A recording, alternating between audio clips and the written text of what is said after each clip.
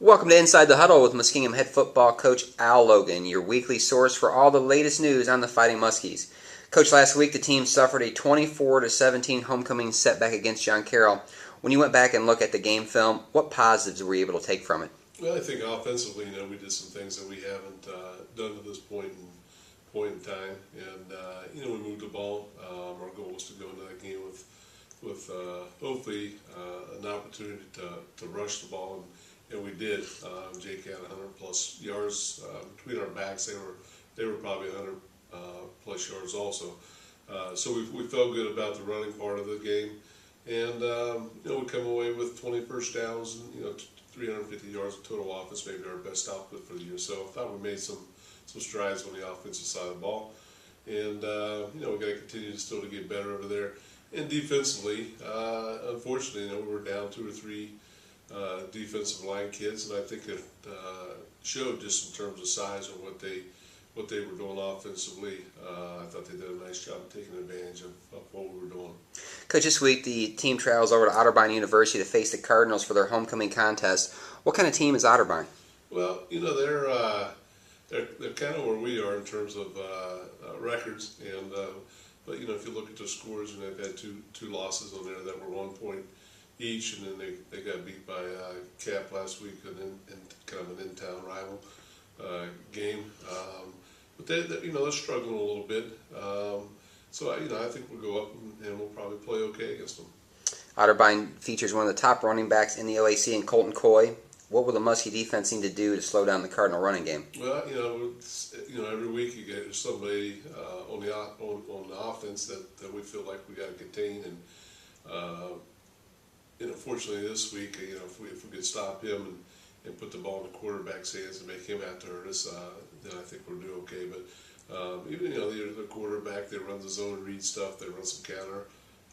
G with their back inside, and he gets his yards. Last week Capital did a nice job. I think held him to 28 yards. So I'm sure we'll look at that film more to see what they were doing. But he's a good player. He has been in our conference now for 3 years, and chances are he's probably going to get some of those yards.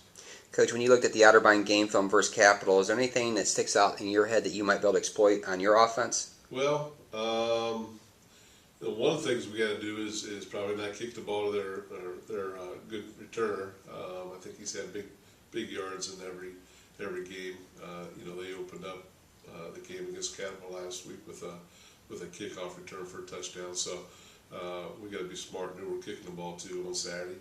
And offensively for us, I think they play so many guys in the box. We got to be able to put the ball in the perimeter a little bit. And Heidelberg, I thought, did a nice job kind of doing some simple things against them that we looked at pretty hard. And I'll probably take some of those concepts in terms of throwing the ball in the perimeter. So we're not going to make a living running into 6 guys in the box all day. So we got to find a way to hopefully put the ball in the perimeter. Coach, for the Muskies to play a complete game in Otterbein about the offense and defensive side of the balls, what needs to happen? Well, first, we got to be a little bit smarter playing each and every down. We've had for 2 weeks in a row now, we've had penalties that kept drives alive or kept us from obtaining a first down.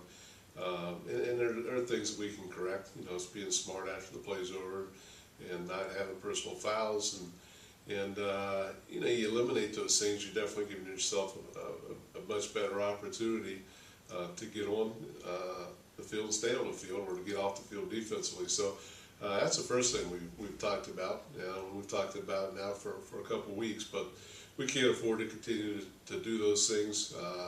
It's just momentum, as the game goes along, and all of a sudden you have good things happen to you and you bring them back because of penalties. So we had 7 penalties last week, and unfortunately most of those penalties at some point in time hurt us.